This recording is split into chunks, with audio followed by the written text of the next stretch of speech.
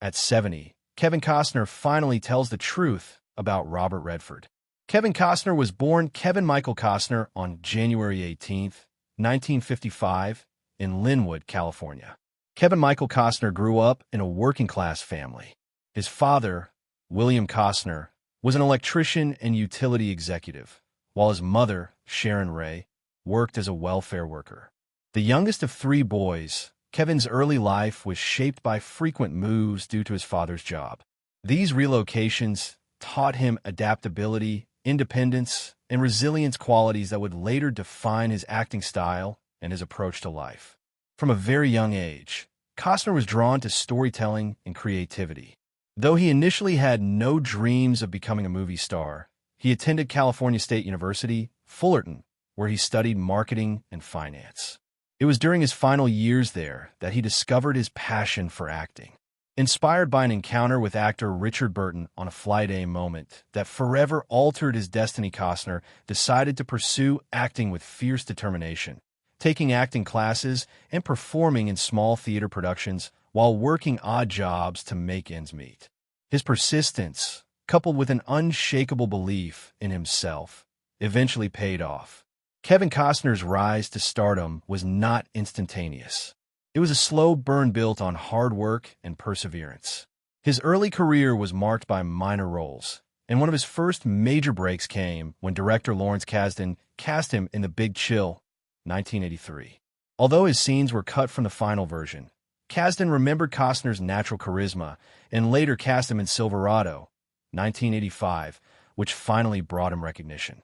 This exposure led to a string of successful films that showcased his ability to embody the quintessential American hero, rugged, sincere, and quietly powerful. The late 1980s and early 1990s marked the golden era of Costner's career. His performance in The Untouchables, 1987, cemented his status as a leading man, while Bull Durham, 1988, and Field of Dreams, 1989, made him a household name.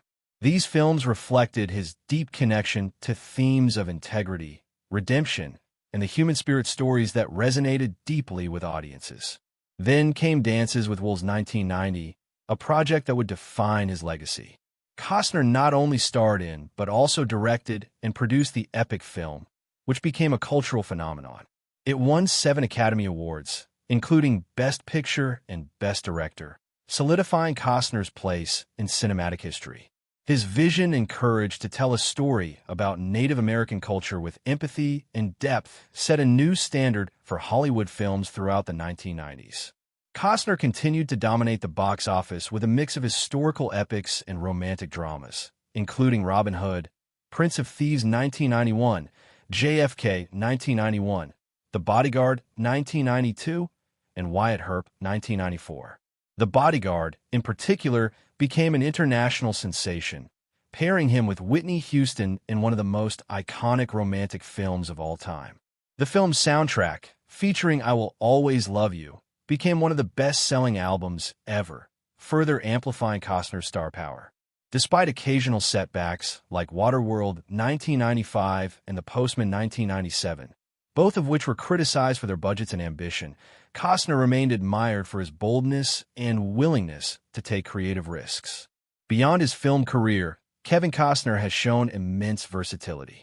He is also a talented musician, serving as the lead singer of Kevin Costner and Modern West, a country rock band that has toured internationally. His music often reflects his storytelling instincts, songs about love, loss, and the American frontier, echoing the same authenticity that defines his acting.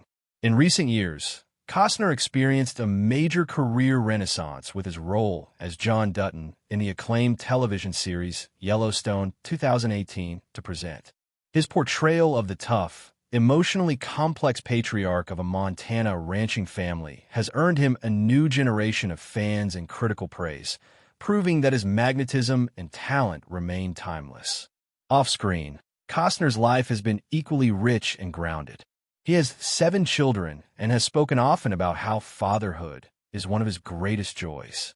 Known for his humility and generosity, he has supported numerous charitable causes, including environmental initiatives and children's organizations.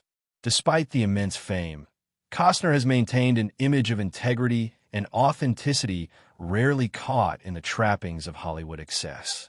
He prefers the quiet life, ranching, playing music, and spending time with family over red carpets and gossip columns. Kevin Costner's romantic life has been as captivating and layered as the stories he brings to the screen. Over the years, his marriages to Cindy Silva and later to Christine Baumgartner have each marked distinct chapters in his personal and professional journey. Both unions shaped him in profound ways, revealing the complexities of balancing fame, family, and personal growth across decades of Hollywood stardom. Kevin Costner's first marriage was to Cindy Silva, his college sweetheart, whom he met while both were attending California State University, Fullerton. The two married in 1978, long before Costner achieved the fame that would make him one of the most recognized actors in the world. Cindy was more than just a supportive wife. She was a grounding force during his early uncertain years as an aspiring actor. In interviews, Costner often credited her with helping him stay focused on his dreams when the road to success seemed impossible. The couple built a family together, raising 3 children, Annie, Lily, and Joe, while Costner's career blossomed. During the 1980s and early 1990s, when Costner became a household name through blockbuster films such as Dances with Wolves, Field of Dreams, and The Bodyguard, Cindy often stood beside him at premieres, representing stability and devotion amidst the glitz of Hollywood. However, as Kevin's fame grew, the demands of his career began to take a toll on their relationship. Extended periods away from home on film sets, coupled with the immense pressures of celebrity life, strained their marriage. In 1994, after 16 years together, Kevin and Cindy divorced, a highly publicized separation that cost a reported $80 million settlement, one of the largest in Hollywood history at the time.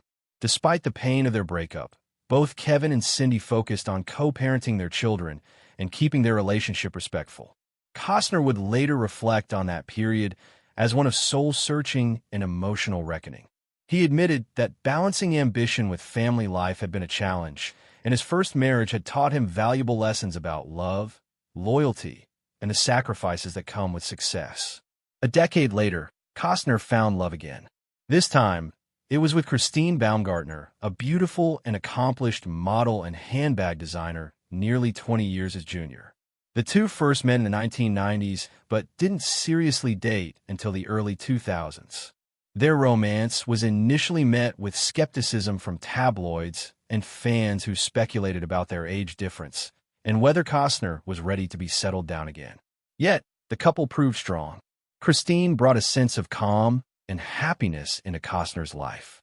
After a brief breakup over differing views on having children, Christine wanted them, and Costner wasn't sure he did. They reconciled, realizing that their love outweighed their fears about the future. The couple married in September 2004 in a picturesque ceremony at Costner's ranch in Aspen, Colorado. The event was intimate yet grand, blending rustic Western charm with Hollywood elegance. Together, they welcomed 3 children, Caden, Hayes, and Grace, bringing Kevin's total number of children to 7. Fatherhood in his 50s gave Costner a renewed sense of purpose. He spoke often about how deeply he loved his family and how Christine's presence inspired him to embrace life's slower, more meaningful moments. For nearly 2 decades, the pair appeared inseparable, frequently attending red carpet events and supporting one another's pursuits. Christine accompanied Kevin through his era of success in Yellowstone, where he played the stoic ranch patriarch John Dutton, a role that echoed his real-life love for family and the American West. However, after 20 years of marriage, Costner and Baumgartner's relationship came to an unexpected end in 2024.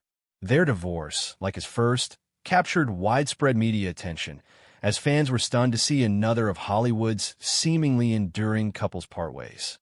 While neither revealed many details publicly, sources close to the couple suggested that Costner's demanding filming schedule and growing commitments outside of acting, including his passion project Horizon, an American saga, had contributed to the strain. Despite the sadness surrounding their separation, Both Costner and Baumgartner have expressed a desire to prioritize their children's well-being and maintain respect for one another.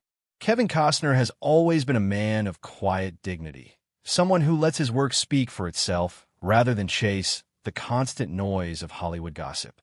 Yet, as he turned 70, the Oscar-winning actor, director, and producer decided to open up about one of the most influential figures in his life, Robert Redford.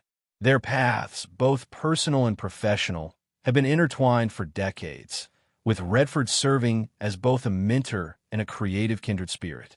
For years, fans speculated about the relationship between the two Hollywood legends. But Costner's recent reflections have finally revealed the truth. In an emotional interview, Costner admitted that his admiration for Redford runs far deeper than the typical respect shared between two actors. Robert wasn't just someone I looked up to. He was the kind of artist who showed me what it really meant to take risks. Costner said, he had this quiet intensity, a presence that didn't demand attention, but naturally drew you in. Watching him made me realize that storytelling wasn't just about acting. It was about purpose. That purpose became evident early in Costner's career, when he was still trying to find his footing in Hollywood. Redford was already an established icon, an actor known for his grace, intelligence, and independence. Costner has often said that Redford's decision to step behind the camera inspired his own directorial ambitions. When Robert made Ordinary People, I remember thinking, that's what I want to do someday, to tell stories that matter, Costner recalled. He showed me that you could be an actor and still have a voice that shaped the bigger picture. The connection between the two became even more personal when Redford approached Costner to star in A River Runs Through It in the early 1990s. Although the role eventually went to Brad Pitt, Costner revealed that the conversations he had with Redford during that time were some of the most meaningful of his career. Robert told me that it wasn't just about fishing or Montana. It was about fathers and sons, about the things men struggle to say to one another. Costner said that stayed with me for years. It reminded me of my own relationship with my father. Their friendship wasn't built on flashy Hollywood parties or public appearances, but on shared values. Both men have always preferred the quiet beauty of nature to the glitz of Los Angeles. Redford, the founder of the Sundance Institute, and Costner, who built his own ranch in Colorado, share a profound connection to the American landscape. Robert and I have talked about the West more than we've talked about movies, Costner said with a laugh. We both see it as a living thing, a place that shaped us and still calls us back. Costner's admiration also extends to Redford's moral courage. He never sold out, Costner stated firmly. In a business that often rewards compromise, Robert stood for something. He believed in independent film, in giving new voices a chance. That kind of integrity is rare. Costner acknowledged that it was Redford's vision that gave him the courage to make Dances with Wolves, a film that few believed would succeed. I remember thinking, if Robert can bet on himself, I can too, he said. He made me believe that following your instincts is worth every risk. Even now, decades later, Costner admits that Redford's influence lingers in everything he does. When I direct, I still hear Robert's voice in my head, calm, thoughtful, always reminding me to slow down and find the truth in the scene, Costner reflected. He never told me what to do, but somehow he made me see things more clearly. Their bond, though mostly private, represents something rare in Hollywood. Mutual respect without rivalry. People love to pit actors against each other, but with Robert, there was never competition. Costner said, we were just two guys trying to tell stories that meant something. As Costner approaches the later chapters of his career, he sees Redford not just as a mentor, but as a symbol of what an artist should strive to be. Authentic, compassionate, and fearless. I owe a lot to him, Costner admitted softly. If I've ever made a film that touched someone, that made them stop and feel something real, it's because men like Robert Redford show me how it's done. For Kevin Costner, the truth about Robert Redford is simple yet profound. He was never just a Hollywood legend. He was a teacher, a trailblazer, and a friend who helped shape the man Costner became. Robert taught me that success isn't about fame, nor concluded. It's about living with integrity, standing by your work, and never forgetting why you fell in love with storytelling in the first place. At 70, Costner's words carry the weight of experience. A heartfelt tribute to a friendship that transcended time, fame, and the bright lights of Hollywood, built instead on respect, shared vision, and an enduring love for the craft that defined them both.